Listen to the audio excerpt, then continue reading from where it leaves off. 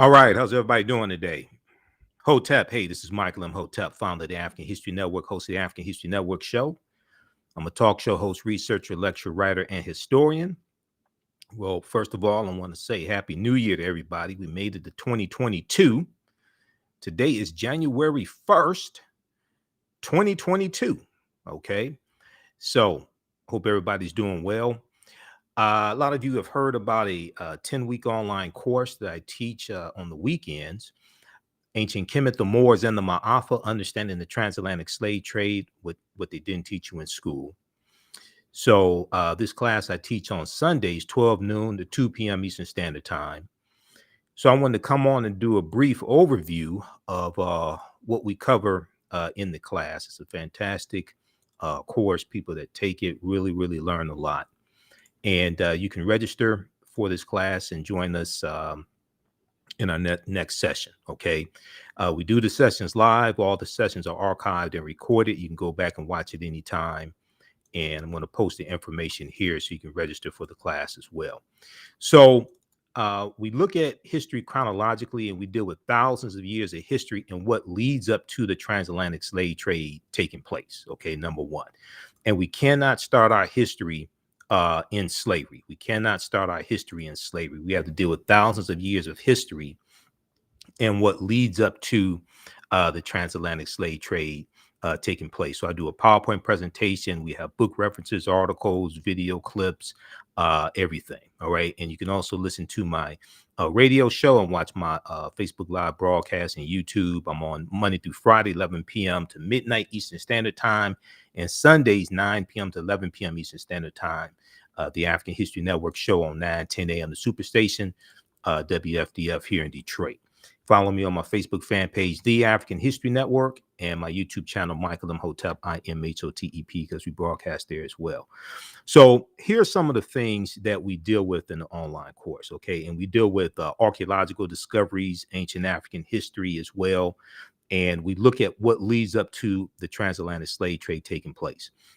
So we look at what was the transatlantic slave trade? What were some of the events that led up to the transatlantic slave trade starting? What role did Christopher Columbus play in the transatlantic slave trade and the spread of it? Because Columbus is crucial and central to laying the foundation for slavery, racism, capitalism, and the exploitation of indigenous people. Even though the transatlantic slave trade basically starts about 1441, before Columbus set sail on his first of four voyages that he set sail on August 3rd, 1492. But the transatlantic slave trade really spreads with Columbus conquering various islands and territories on behalf of the Spanish crown. Okay. Haiti, well, Hispaniola, and we know the western third of the island of Hispaniola is where Haiti is. Panama, Honduras, the Bahamas is where he lands August 3rd, 1492. He calls it San Salvador. So we deal with Columbus, and we look at things like the Asiento de Negros, which really helped the transatlantic slave trade to spread. We look at when did Africans first come to the U.S. as slaves? Did Africans sell themselves into slavery? We deal with that complicated history. Were African people in the Americas before the slave trade? Yes, we were. And this was our land stolen from us. If we look at some of the work from one of my friends, Dr. David Imhotep, who wrote the book, The First Americans Were Africans, Documented Evidence, we can see that. And this is, I've interviewed him probably about 13 times now. And this is something that we deal with in the class also. We look at archaeological discoveries that are causing scientists and paleontologists and archaeologists to rethink everything. And also we look at the African presence in the Americas going back tens of thousands of years. And on page, his book came out in 2011, The First Americans Were Africans, Documented Evidence. Page 11, he deals with evidence discovered in Allendale County, South Carolina, by Dr. Albert Goodyear, who's an archaeologist at the University of South Carolina. In 2004, this discovery was made. They found 13 different types of evidence thoroughly documenting an African presence in South Carolina, the territory that today we call South Carolina, dating back at least 51,700 years ago. They found artifacts, architecture, campsites, carvings, Egyptian writings, footprints in lava, genetic M174D haploid groups dealing with DNA and genetics, linguistics, paintings, skulls, skeleton structures, and tools. They found 13 different types of evidence, thoroughly documenting an African presence in this country dating back at least 51,700 years ago. Okay, so we have to look at the archaeological discoveries as well that are causing the scientists and archaeologists to push the timelines back. We look at things like, so we look at the African presence here in the Americas going back tens of thousands of years. We look at the 800-year occupation of Europe by the Africans known as the Moors, who take the teachings from ancient Kemet, ancient Egypt, and the Nile Valley region of Africa into Europe. These teachings are going to bring Europe out of the Dark Ages, and it's going to be to our detriment. Everything we taught them, it comes back to kick us in the behind. We look at shocking archaeological discoveries that are causing experts to rethink everything. Insurance companies that took out insurance policies on slave ships and enslaved Africans on the plantations as well. And, you know, one of the insurance companies early on, founded in 1845 in the New York area, was the Nautilus Mutual Life Insurance Company. And for the first 3 years, they sell about 500 policies on African slaves on plantations. And then they're going to change their name to the New York Life Insurance Company. Okay. And they've been pretty forthright with this history also. There was a big article from the New York Times a few years ago, around 2016 or so, 2016, 2017, that dealt with this history in the New York Life Insurance Company, talking about selling insurance policies on African slaves early on in the first 3 years that they existed. But this was something that took place. So not only on selling insurance policies on slave ships and the Africans on those ships, but also on the plantations as well. We do a Freemasonry, America and the Founding Fathers. Okay, in Freemasonry has its origins in the teachings coming out of ancient Kemet, ancient Egypt. We look at the origins of the terms America and Africa as well. We look at the problem with slave movies. Why are we being bombarded with slave-themed movies and slave-themed TV shows, even though that's an important part of our history? But other parts of our history largely are not being made into movies, especially when African people ruled civilizations. This is largely not being made into movies. The closest thing we're coming to that is Black Panther and Wakanda, which is a powerful movie. And there's 11 different African cultures infused into the film Black Panther. But Wakanda, even though Wakanda is a real word, Wakanda is a fictitious African nation. We do it Asar, Aset, and Heru, and the origins of the Immaculate Conception story, which is really, really deep. And this even ties into a Christmas, okay, and the why Christmas is celebrated on December 25th in the winter solstice. All of this is connected. If we look at now, there are a number of different books that I reference in the class. You don't have to buy any of these books, okay? And if we look at Asar, Aset, and Heru, who the Greeks called Osiris, Isis, and Horus, two of the books that I use are Egypt on the Potomac by Tony Browder and Nile Valley Contributions to Civilization by Tony Browder. Those are just two of the books. Christopher Columbus and the African Holocaust, Slavery and the Rise of European Capitalism by Dr. John Henry Clark is another book as well. But if you look at this here, dealing with Asar, Aset, and Heru, and Aset, who the Greeks called Isis, wife of Asar, mother of Heru, and Asar is going to be resurrected after he's killed by his brother Set, and his body cut up into 14 pieces. 13 of the pieces are recovered. The 14th piece, the phallus, is not recovered. So a tekken, or what the Greeks call an obelisk, is erected as a symbol of resurrection, and that 14th piece that was not recovered.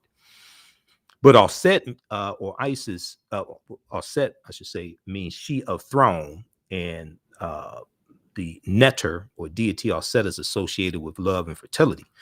But when you look in Europe, even before the Moors go in 711 AD, you see the worship of the Black Madonna and Child. And we look at some of the statues of the Black Madonna and Child, which comes from Osset and Heru. And the Black Madonna and Child was worshipped all throughout Europe. Okay. And then with the rise of European powers, we're going to see the decolorized version of that. And we see Michelangelo paint the Sistine Chapel. And he uses his aunt and uncle as the images of Adam and Eve, and he paints God as European and the angels as European, things like this. So with the rise of European powers coming out of the Dark Ages, going into the Renaissance age, coming out of the 1400s, going into the 1500s, we're going to see the rise and the dominance of the European phenotype, okay? And we're going to see the suppression of that African phenotype, and we'll see a lot of images that were traditionally African images. We see them become reinterpreted as European images. But very quickly here, if we look at page 95 of Nile Valley Contributions to Civilization by Tony Browder, and Browder talks about the story of Asar, Osset, and Heru is the first story in the recorded history of man of a holy royal family, the Trinity, Immaculate Conception, Virgin Birth, and Resurrection.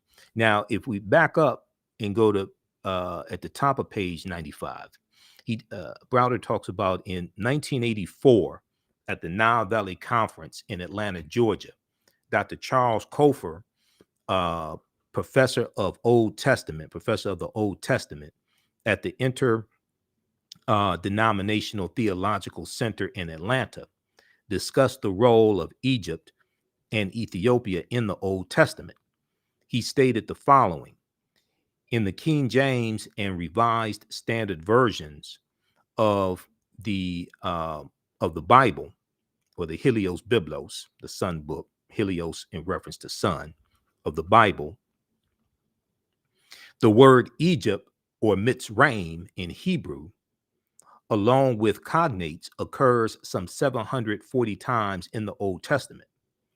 The word translated Ethiopia, and we know Ethiopia is a Greek word, okay, referring to sunburnt. Ethiopia was called Abyssinia, but Ethiopia, we'll go with that. The word translated Ethiopia and or Cush in Hebrew, along with cognates and including 3 instances of duplication in the references, appears 58 times in the King James Version. Now, also, anybody who reads the Bible, the Helios Biblos, I would encourage you to get a study Bible as opposed to reading from a devotional Bible, because my King James devotional Bible is about 400 pages, but my King James International Study Bible is 2,000 pages. So with a study Bible, there's a lot more information. There's language references, translations. There's a lot more information so you can understand what is actually being talked about and written in the Helios Biblos, the Sun book, the Bible. So if you don't know the difference between a devotional Bible and a study Bible, you're probably reading from a devotional Bible. My study Bible also came with a CD-ROM as well, because I bought it like 10 years ago. Okay, now, in a lot of these stories in the Helios Biblos, the Sun book, a lot of these stories are a retelling of ancient stories from ancient Kemet, ancient Egypt, Sumer, Mesopotamia. These stories that take you right back to yourself, take you right back to ancient Africa. So the word translated Ethiopia and or Cush, along with cognates and including 3 instances of duplication in the references, appears 58 times in the King James Version.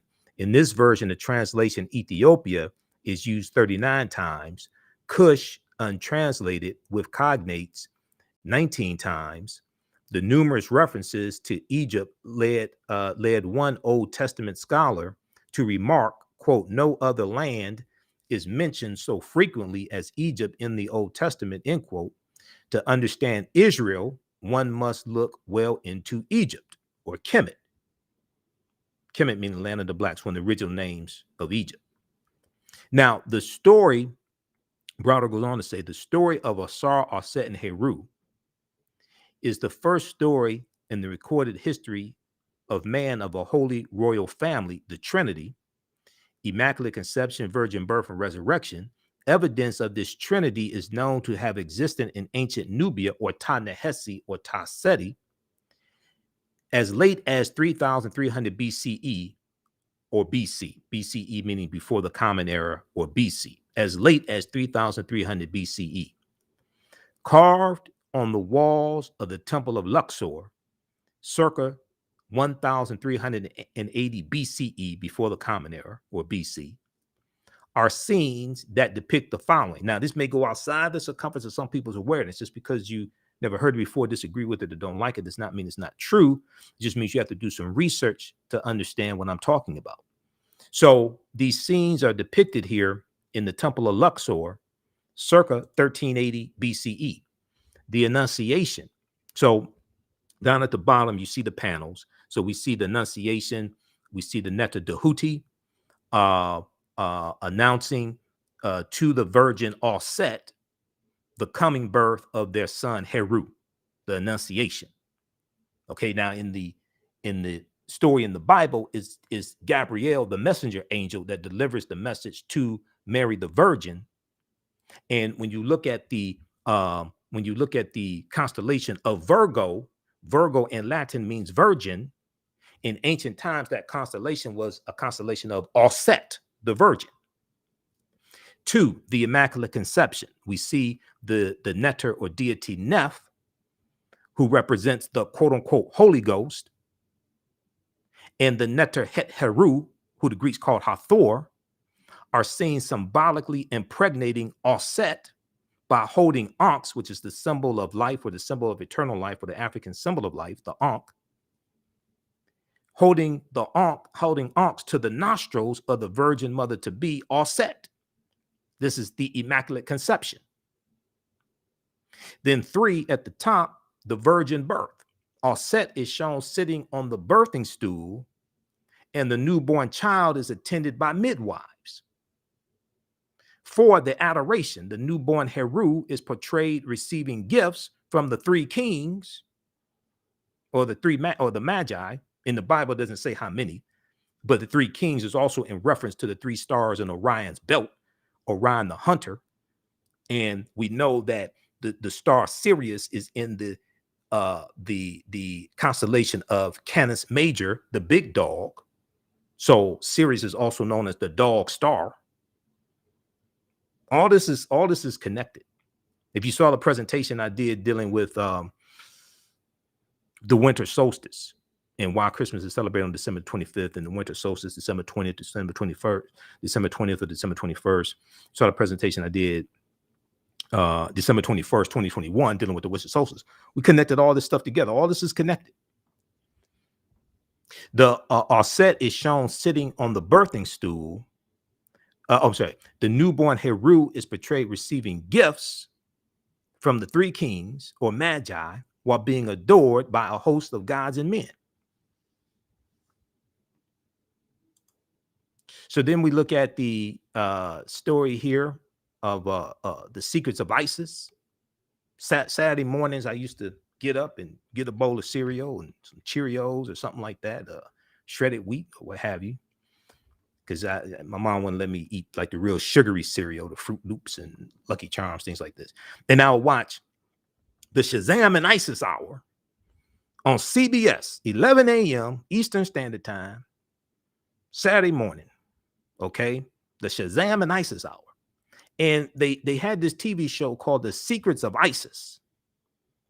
And they showed this white woman whose name was Isis. She was a superhero. She was a teacher by day, and then she just had superhuman power. She can fly in the sky, and she gets her powers from ancient Egypt. and they called her Isis, but they ain't say that this Isis was a copy of an African woman, African queen, or Set, who the Greeks called Isis. We had no idea. They just co-opted this, reinterpreted it through the European cultural filtration system, and fed it back to us. And then we're sitting here looking at this white woman do all these amazing things, and we're like, wow. Okay. On Hulu a few years ago, I was watching some episodes of The Secret of Isis. In the beginning, they talk about Het Heru, or they call it Hathor. They start mentioning some of the names of the Neteru and all this from ancient Kemet. They just hijacked our stuff and don't say, oh, these were African people, and this is from African culture, anything like this. They just give it back to us, and we think they're amazing. So let me get back to this here. Okay, so these are some of the things we deal with. Now also we look at, and I want to go back to this here. We look at shocking archaeological discoveries that are causing experts to rethink everything. One of the discoveries we look at is from 2017, June 7th, June 2017, that deals with there's one coming from 2017 that deals with the mastodon skeletons found in California that date back about 130,000 years ago. But there's another one that deals with this one right here, that deals with the discovery in Morocco. And this is blowing people's minds. Now here's what's interesting. A lot of these archaeological discoveries I read about, and there was one that just came out of Egypt also that I'm going to talk about on the African History Network show. There's one that just came out of Egypt, December 28th, 2021. Okay. Ancient Pharaoh, or Nesubiti, because Nesubiti would be the term that we used. Ancient Pharaoh reveals secrets after his mummy is digitally unwrapped. Okay. Their discoveries coming out every other week. And what's really interesting when these discoveries come out is the information is not hidden, because all the news outlets pick up these stories.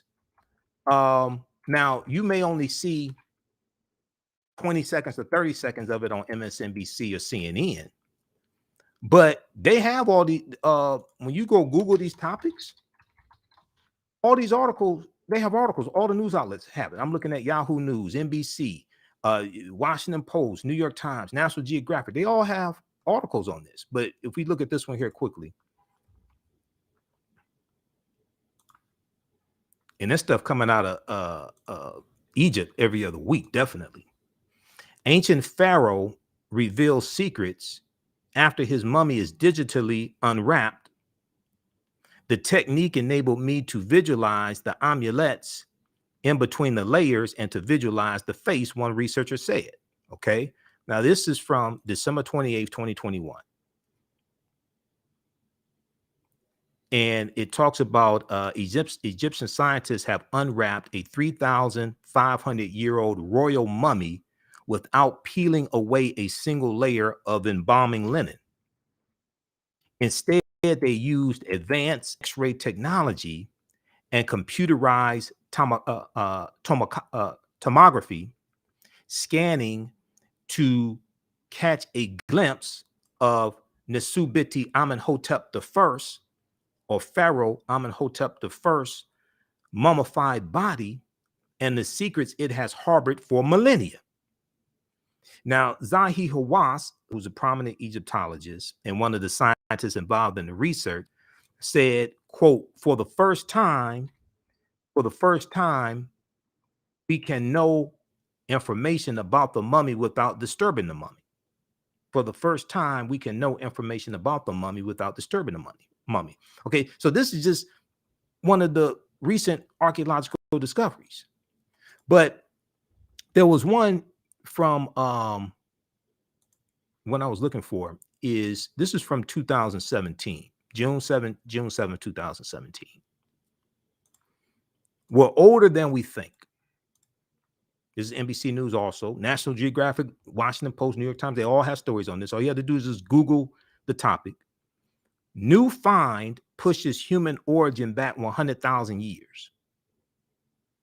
New find pushes human origin back 100,000 years.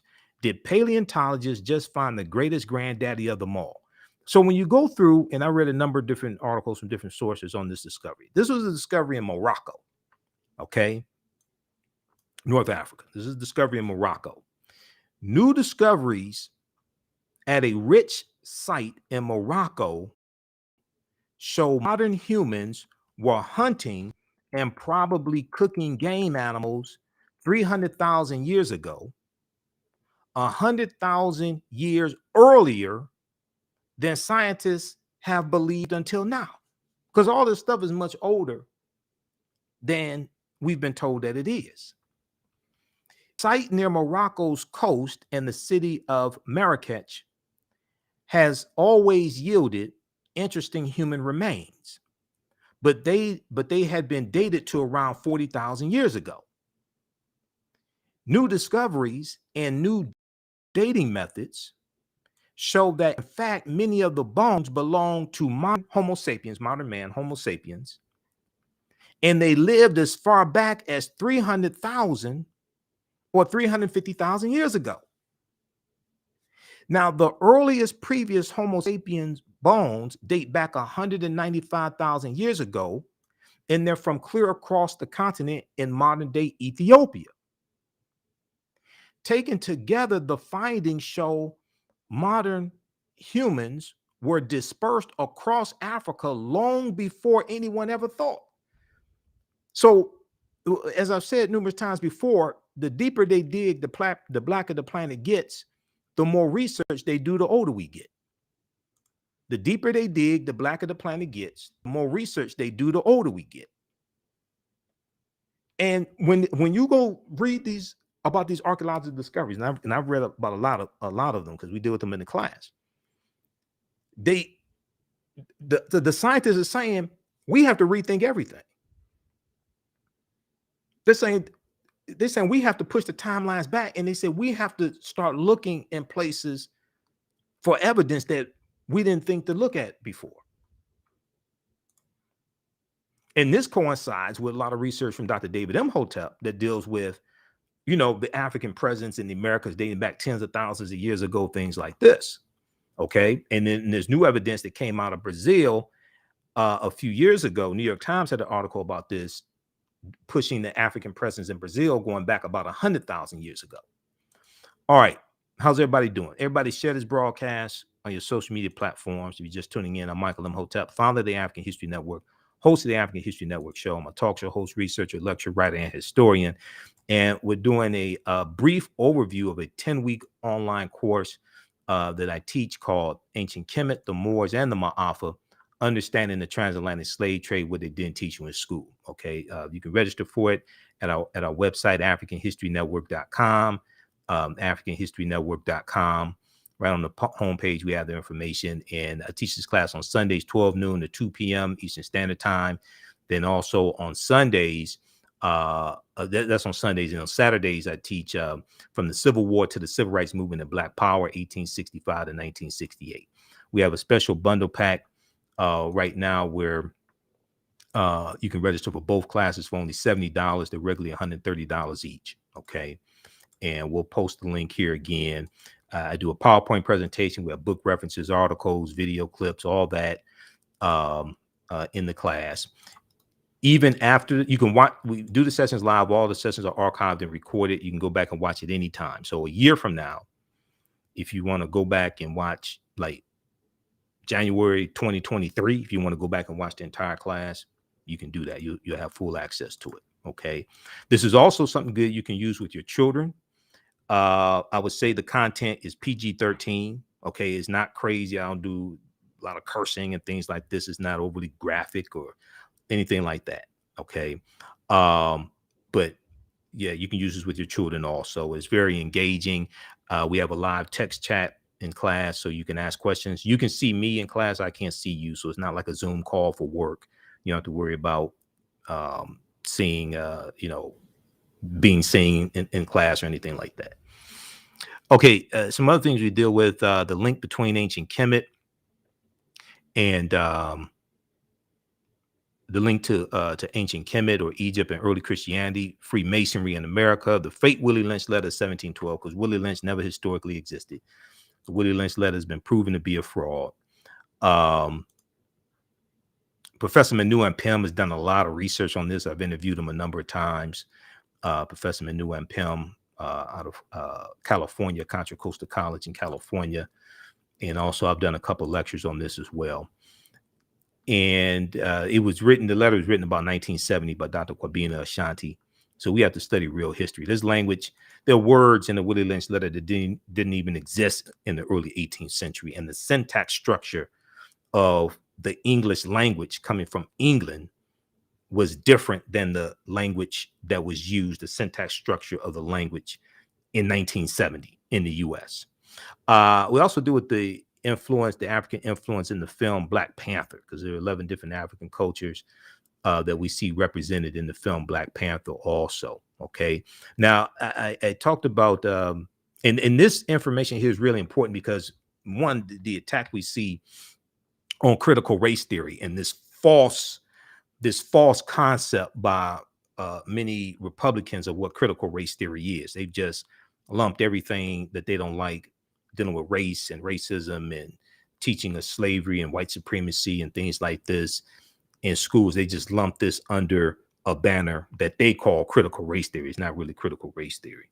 Critical race theory is not basically taught in K through 12 schools. It's taught in graduate schools and law schools mainly. It's taught some in undergraduate level, but mainly in law schools and graduate schools. It's a legal analysis. But this article right here, this is from, which one is this? This is from August. I mean, this is from March 2nd, 2021. Mock slave auctions, racist lessons, how U.S. history class often traumatizes, dehumanizes Black students. Okay. And then this one here also, Republican state lawmakers want to punish schools that teach the 1619 project. So we see the attack on the 1619 project. We see the using critical race theory to reduce what can be taught about slavery and racism and even the civil rights movement. Some of these crazy laws coming out of these states, especially southern states. This was a good article here from the New York Times. 60% of Americans know little or nothing about Juneteenth. This is from June 2021. 60% of Americans know little or nothing about Juneteenth. And even what a lot of African Americans know about Juneteenth, it really needs to be corrected because the Emancipation Proclamation did not free the African slaves. It's going to be the 13th Amendment ratified December 6, 1865. Now, some of the other discoveries we look at, there was a good, of course, we look at African civilizations. We talk about the Khoisan, who Dr. David Imhotep deals with, and they have the oldest DNA on the planet. The Khoisan were here in this land we call the United States of America at least 51,700 years ago. That was the discovery that Dr. Albert Goodyear made. This is an article from ScienceDaily.com. And it deals with Dr. Albert Goodyear's discovery. Now, this article is from November 18th, 2004.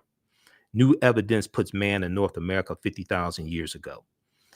Now, you can still go read this article. ScienceDaily.com is a scientific website. They talk about scientific discoveries and archaeological discoveries, things like this. The article's still there. You can go read it. Okay. It's almost 20 years ago. Here is a summary of what the article says. Now, this is not my summary. This is the summary from ScienceDaily.com. Radiocarbon tests of carbonized plant remains, while artifacts were unearthed last May along the Savannah River in Allendale County, South Carolina, by University of South Carolina archaeologist Dr. Albert Goodyear, indicate that the sediments containing these artifacts are at least 50,000 years old, meaning that humans inhabited North America long before the last ice age.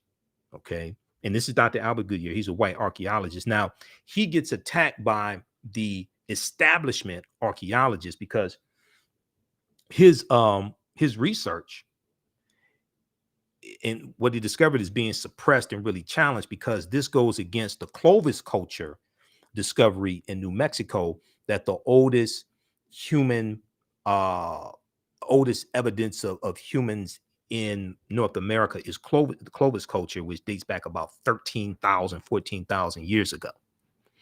Okay, this discovery here in 2004 blows Clovis culture out of the water, but also the discovery in California that shows where they discovered mastodon skeletons that date back 130,000 years ago. And they said that the skeletons, the way they're broken, had to be broken by humans, which puts humans in California 130,000 years ago. Well, the only people on Earth 130,000 years ago were African people. So, and if you look at this article here, the Atlantic has stories on this, nature.com. Let's look at the one from Nature. Nature.com, NBC News, all the outlets have stories on this. Okay. And okay, the one from Nature is hard to read. You can try to read that on your own. National Geographic here. Hopefully I'm logged into my National Geographic account.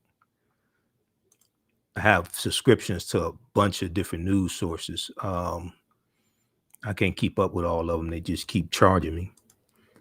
Let's look at this. Let's look at this one right here. This is one of the discoveries you deal with in the class. Humans in California 130,000 years ago. Get the facts. A new study has dropped a bombshell on archaeology, claiming signs of human activity in the Americas far earlier than thought. Now, this is from April 26, 2017. How many people heard about this discovery? This is from April 2017. This article from National Geographic. NBC News has an article on it. Washington Post. All the outlets have stories on this. Okay. Now, you may not see it on TV that much. Okay. On cable news, but CNN has articles on this. NBC News, all of them. In an announcement sure to spark a firestorm of controversy, researchers say they found signs of ancient humans in California between 120,000 and 140,000 years ago, more than 100,000 years before humans were thought to exist anywhere in the Americas. Okay, now this is not me saying this. This is what the scientists are saying, and the archaeologists and the paleontologists. If the researchers are right, the so-called Cerruti Mastodon site could force a rewrite of the story of humankind. Now, just back up for a minute. Many of our African-centered scholars, like Runoko Rashidi, who passed away August 2nd, 2021, and Runoko was a friend of mine. I interviewed him a number of times. Runoko Rashidi, Dr. Charles Finch, Dr. David Imhotep, and others, many of them have been saying that Homo sapiens are not 70,000 or 100,000 years old, but like 300,000 years old. Modern man is not 70,000 to 100,000 years old. Modern man is like 300,000 years old. They've been saying this for years. Okay. I realize now the leader of the study, Tom Demir, is a paleontologist at the San Diego Natural History Museum. Tom Demir said, I realize that 100,000 years is a really old date and makes our site the oldest archaeological site in the Americas. Now, when this discovery came out, I emailed Dr. Dave Hotep the article from NBC News, because NBC News has an article on this as well. And I said, Doc, this is what we've been talking about. And they're coming out with the discoveries. Okay. Incidentally, Los Angeles, like half the people who discovered Los Angeles were Afro Latino. okay, from Mexico.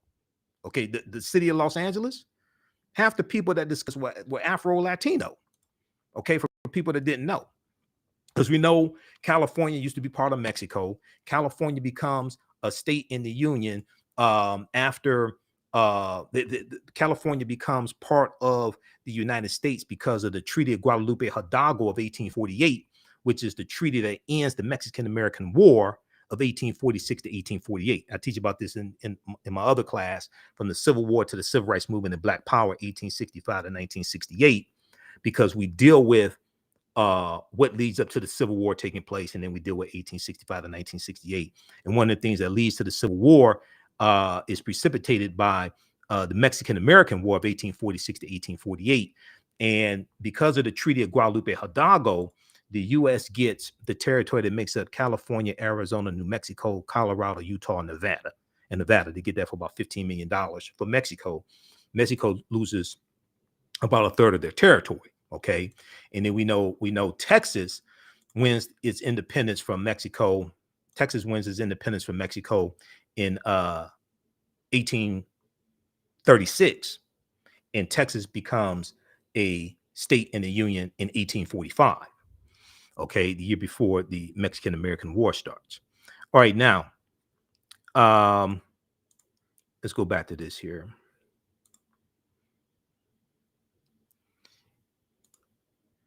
Okay. So, I want to go back to the one from National Geographic.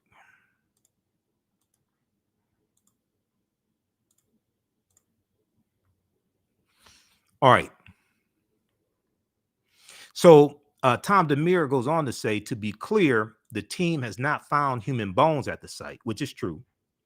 But as Tom DeMere and their colleagues tell it, their evidence, a mastodon skeleton, bone flakes, and several large stones show that the area was a bone quarry where an unknown hominin allegedly smashed fresh mastodon bones with stone hammers, perhaps to extract bone marrow, or to mine the skeleton for raw materials. However, many of the world's leading experts in American archaeology already have expressed some form of skepticism to the paper's claims. Some have rejected it outright. John McNabb of the University of Southampton, archaeologist at the University of Southampton, says the earliest occupation of the Americas is a highly contentious subject. And the research from and the discovery from Dr. Albert Goodyear undermines that whole Clovis culture notion that the earliest humans were in North America 13,000, 14,000 years ago. Quote, the date of the find at 130,000 years ago is a really big ask for archaeologists who are used to talking about 12, 13, 14,000 years ago. That's the Clovis culture. It's a big time difference. Okay. And one of the things they talk about here in this discovery is that scientists, paleontologists who are experts in differentiating between when they're experts in differentiating between what mastodon skeletons look like smashed by humans against smashed other ways. Okay, I didn't even know that existed, but that's what that discovery deals with. All right, so these are some other things that we deal with in the class, and we go throughout history. It's a 10-week online course. Like I said, we do the sessions live. All the sessions are archived and recorded. You can join us live, or you can watch them anytime. You can watch from around the world. This discovery right here was one that the New York Times wrote about in 2010 on Crete, new evidence of very ancient mariners. This article is from February 15th, 2010. Okay. And that's why we, in the class, we go through and look at this history chronologically in like 50,000 years and look at the history chronologically. And we have to look at these archaeological discoveries, and we look at things that lead up to the transatlantic slave trade taking place, then go through and analyze the transatlantic slave trade. On Crete, new evidence of very ancient mariners. Now, this is from New York Times, February 15, 2010. You can go read the entire article.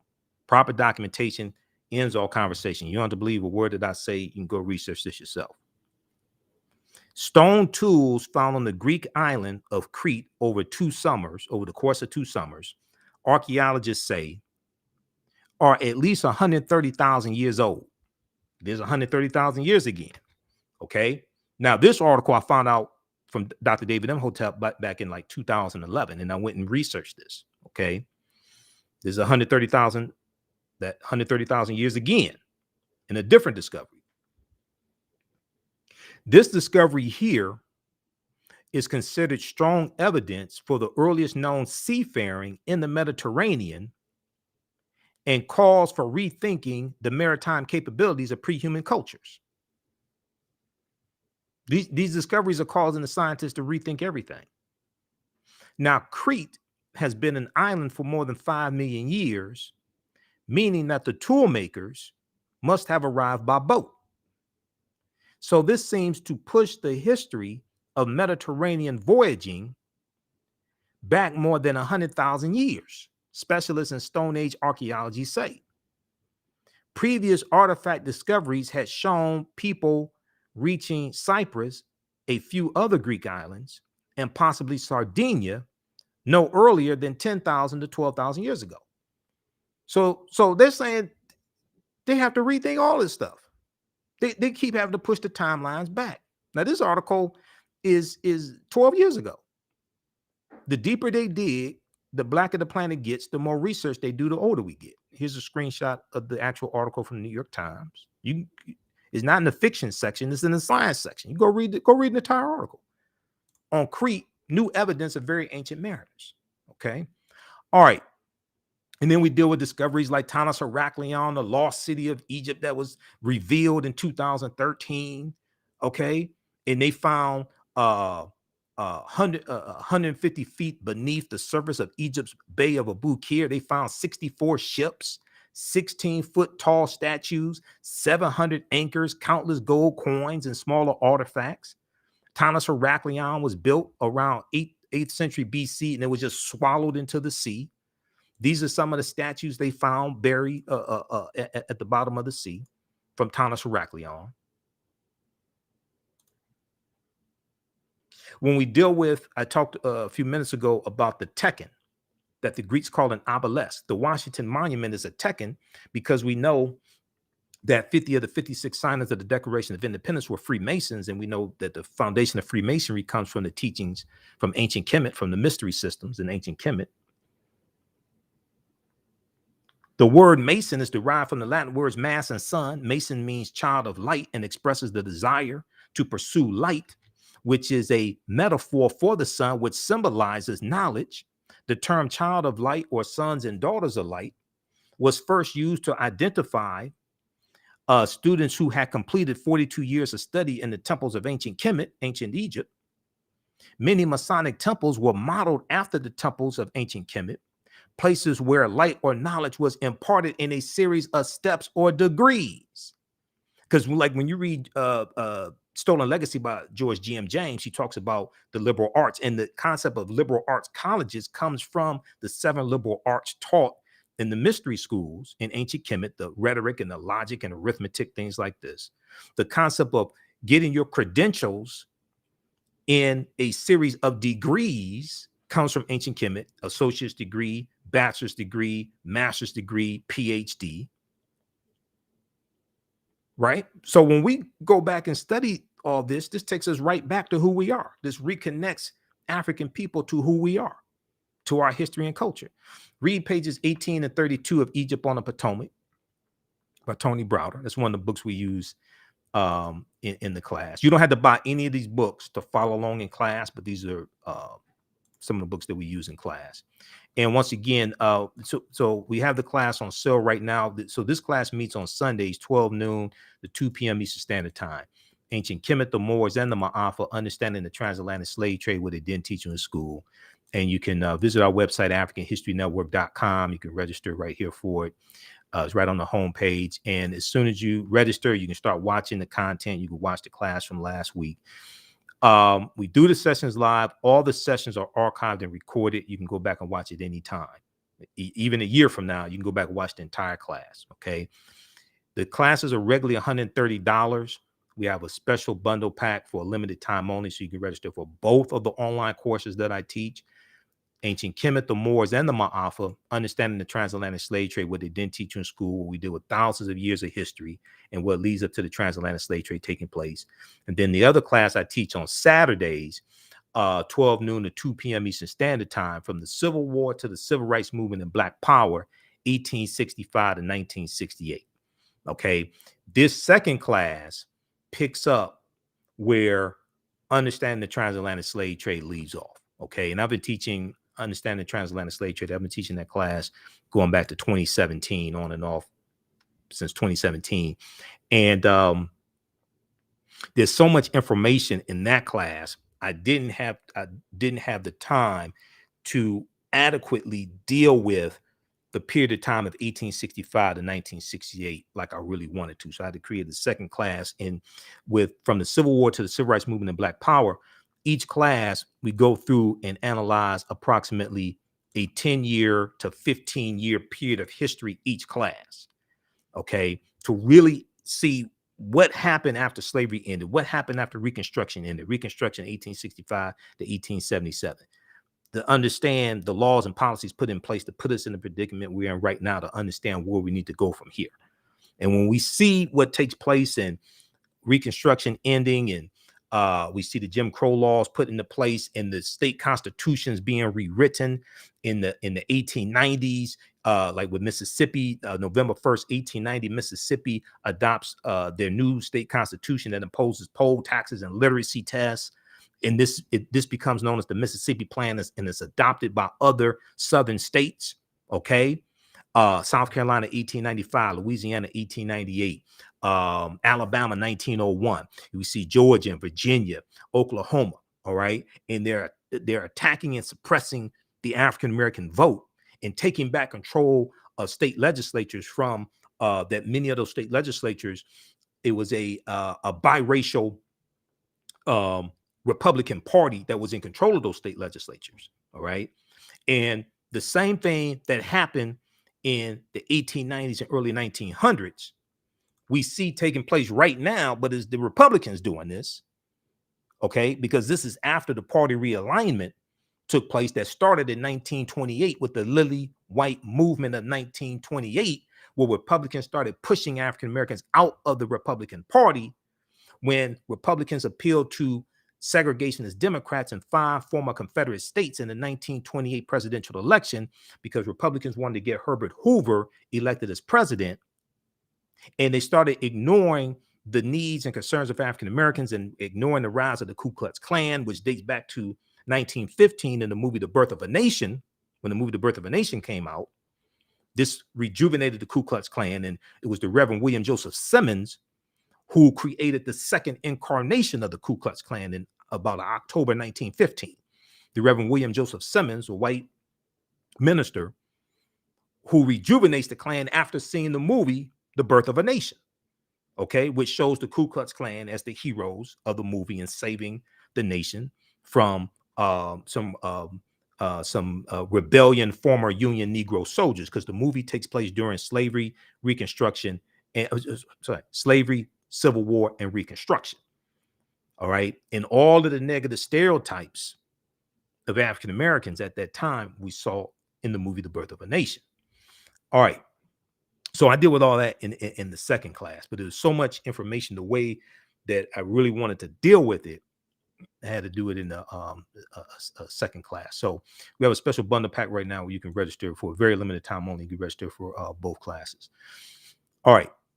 And that's at our website, AfricanHistoryNetwork.com. We just posted a link here also.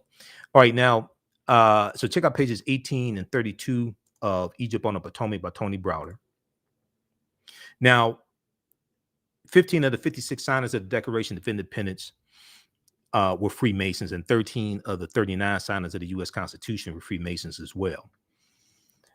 We deal with things like the Black Death, the Bubonic Plague, which Europe loses between, it hits in spurts from 1347 to 1400.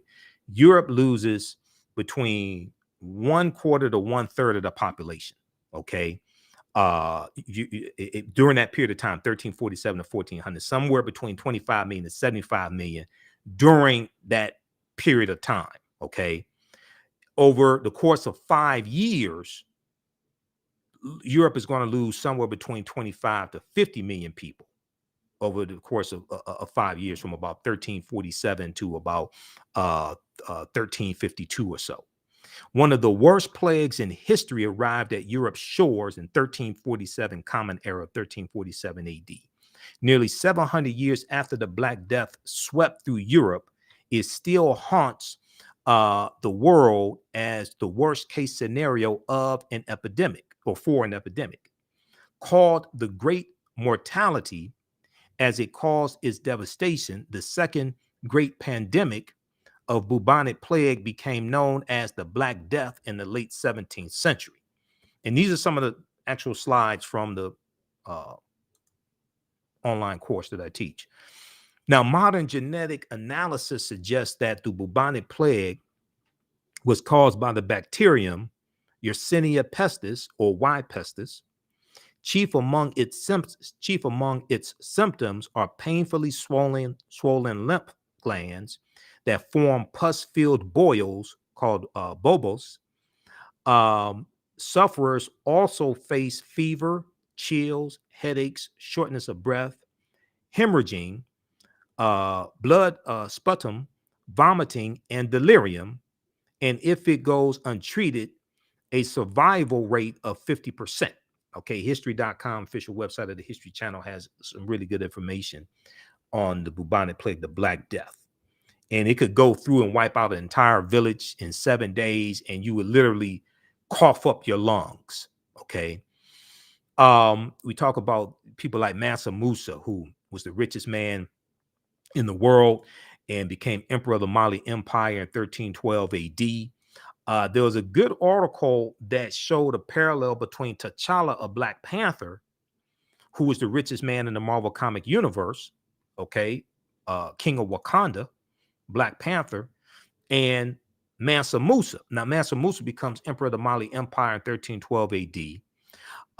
And this was a period of time when West Africa is flourishing, but at the same time, European nations were struggling due to raging civil wars and a lack of resources.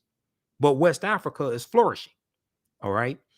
So this is just a brief synopsis of some of the information that we deal with in the online course. And of course, we talk about the Africans known as the Moors, because dealing with the transatlantic slave trade, like I said in the beginning, you can't start in the mid 15th century. You have to deal with hundreds of years of history leading up to it. And you have to deal with the 800-year occupation of Europe by the Africans known as the Moors. And the Moors go in 711 AD into the Iberian Peninsula, today known as Spain and Portugal, because it wasn't called Spain and Portugal back then.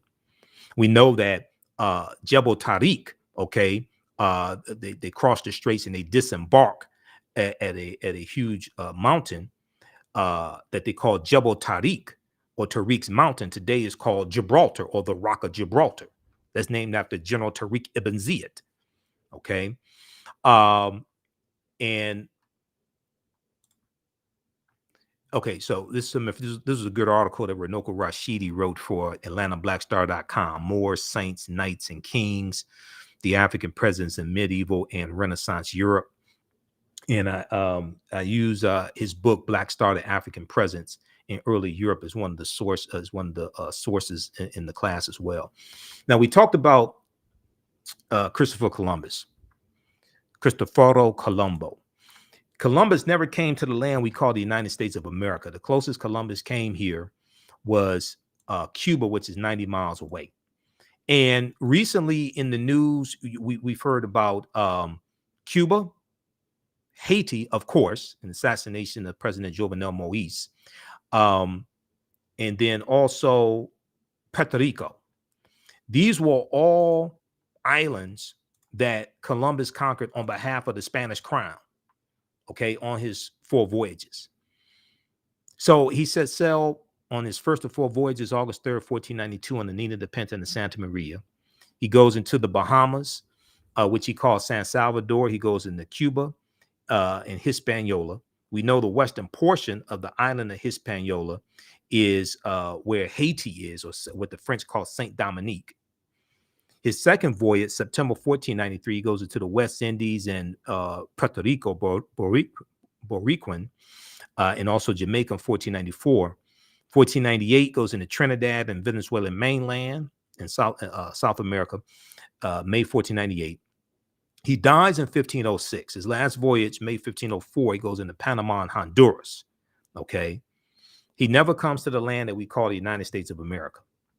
And one of the books we use in the class is Christopher Columbus and the African Holocaust, Slavery and the Rise of European Capitalism, by Dr. John Henry Clark. And I've got the book here. The book is somewhere here.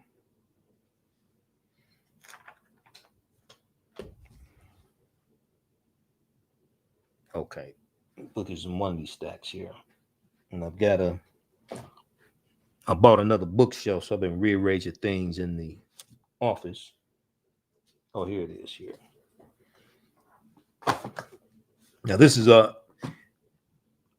your copy may have a different cover, but this is an old copy of it, because I got this in 1994. Okay.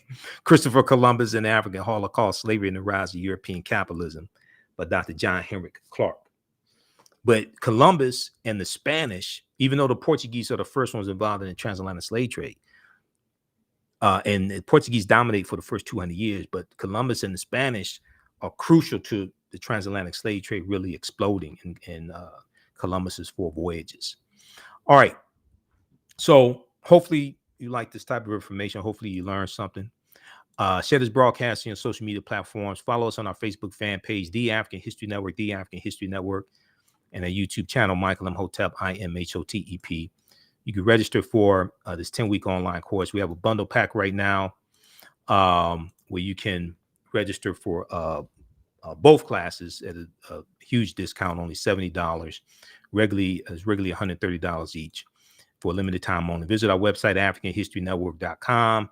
AfricanHistoryNetwork.com, and right on the home page, just click right here, register here. As soon as you enroll, you can start watching the content. You can join us in our next class. So this class meets on Sundays, 12 noon to 2 p.m. Eastern Standard Time. We do the sessions live. All the sessions are archived and recorded. You can go back and watch it anytime as well. Okay. Also, if you like this type of information, you can support us through Cash App, $, the AHN Show, through Cash App, or through PayPal, paypal.me/the AHN Show, because I do the radio show 6 days a week. This helps us keep doing the research, stay on the air, keep broadcasting, pay some of the bills, etc. And if you want to pay for the class through Cash App, just email me, and you can do that as well. Okay, email me at ahnshow@africanhistorynetwork.com, ahnshow@africanhistorynetwork.com, or email me through the website, and we can set that up for you also. All right, so and once again, you can use this with your children. And something else that we use in the class is the study from the Southern Poverty Law Center, Teaching Hard History American Slavery. Use a little bit of this as well. This is a good resource. Teaching Hard History American Slavery. This study deals with how the history of slavery is being incorrectly taught in schools all across the country, and it makes numerous recommendations how to better teach the history of slavery. So hopefully you learned something today. Watch my show right here on Facebook and YouTube, and on 9:10 a.m. Superstation WFDF, Monday through Friday, and on Sundays, the African History Network show. And we have the information right on the homepage of our website dealing with that. All of my DVD lectures and digital downloads are at our website as well, AfricanHistoryNetwork.com. And the show's on 10 different audio podcast platforms: iHeartRadio, Castbox, FM Player, TuneIn. So wherever you get your audio podcast from, just search for the African History Network show, and you can listen to the audio podcast of the shows that I do live. All right, we have to get out of here. Remember, the African History Network, we focus on educating, empowering, and inspiring people of African descent throughout the diaspora and around the world, because right now it's correct wrong behavior. It's not over till we win Wakanda forever. And also is the day is Dr. John Henry Clark's birthday as well. And we know December 31st was Dr. Yosef Ben Yakinen's birthday also. Okay. So two of our great grandmaster scholar warriors. Right now it's correct wrong behavior. Is not over till we win Wakanda forever. And we'll talk to you next time. Peace.